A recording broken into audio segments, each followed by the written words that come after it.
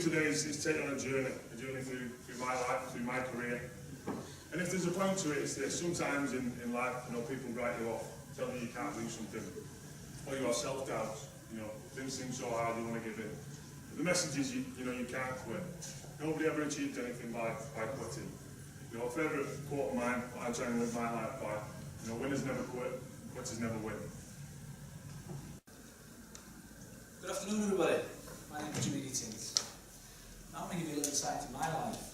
I'm going to take you on the ups and downs. I'm going to warn you now, we'll take some pretty dark places. But there's one thing for sure, we all get knocked back, we all get setbacks. You've got to learn from it, move on, and get on with it. But sometimes you realise that the things that you don't actually want to happen to you actually turn out to be the best things that could happen to you. Took us to Manchester Airport where Richard's Virgin helicopter was waiting for me and my wife. Flew us down to London. We went to Richmond, shows the houses, which we was going to live in. Took us round to the street where the Broncos playing, showed all the facilities. And then it was on to Richard Branson's house at Holland Park, £8 million house.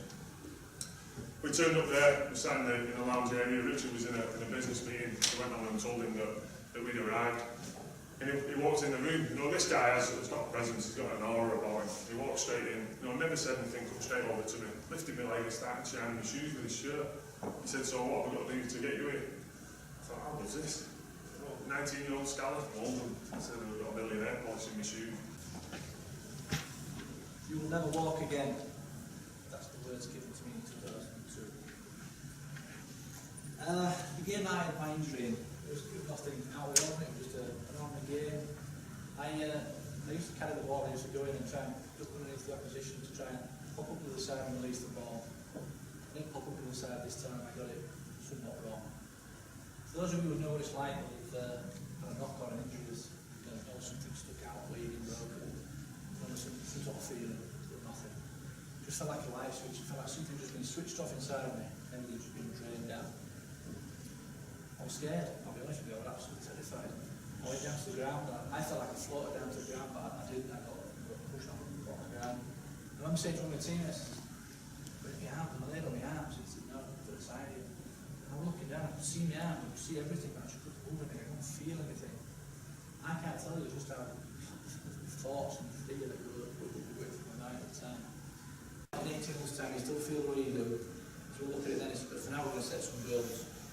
Just to begin with, I've just set the small goals, one goal was to shave myself, for the last couple of weeks I've been shaved by nurses with cheap bottle of big razor and pulled it around my face, and it all felt constant. So we got a little leather strap, we attached a nice ear to the back of my hand, and my father held my hand, and my brother held my hand, and we pushed this razor around my face, and I can't tell you how great it felt to feel like I'd achieved something, to feel like I'd actually done something for myself. And that's sort of like nailed it for me. So like it started the process of the goals, but I was very much aware that while in hospital, I had to achieve, I had to make those things happen. I had to get down into rehab in time. So the last leg, I had to get to that car, I had to get out of hospital. By this time, my whole body just wanted to drop. I just wanted to drop and go. But I know I had to succeed. I had to finish that goal, otherwise I felt really bad about myself, and I felt like I'd not achieved.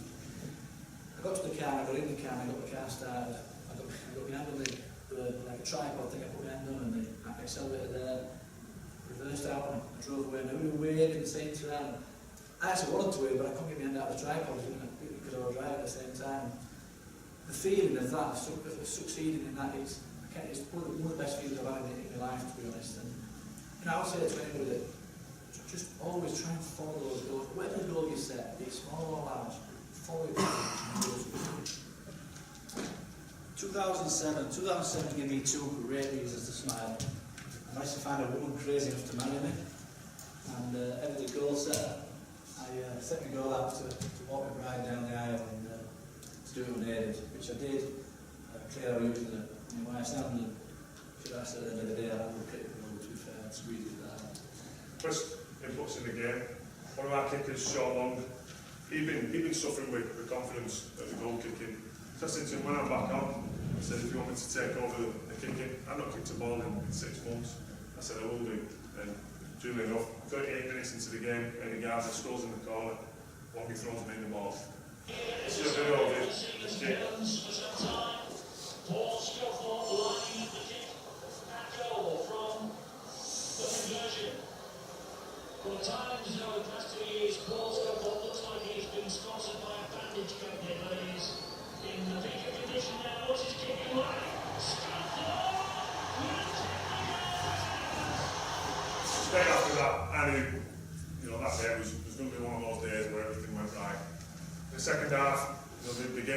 saw as it often is with Australians, you know, they never give in, and neither did we.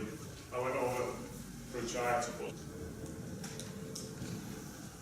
I'm still pushing myself and I'm still setting goals, and I've got to be honest with you, two of my greatest achievements by far, my two children. There's only a little girl on there, but we've since had a little boy since then. You know, my family and my friends have always been there for me, and I've always been very, very lucky. I've been lucky enough to be involved with lots and lots of different people, involving the guys from the rugby league sector and that. The Prescott Foundation in 2008, and I must admit I've never met two more amazing fellas than Jimmy and Steve. I do the Great North Run every year, which is a half marathon up in Newcastle, with a friend of mine. It's in Edinburgh, a Premiership baby unit called Tiny Lives. And I remember September 2010, I did it with my wife. I remember getting to the finish line, and I said to Lindsay, I said, "Could you imagine now going back to the start?" She said, "No." I said, "Neither could I." I said, "So don't ever ask me to run a marathon." Because I'm not made for running. I'm not a road runner. But then, the week after, I got a phone call from Steve Prescott.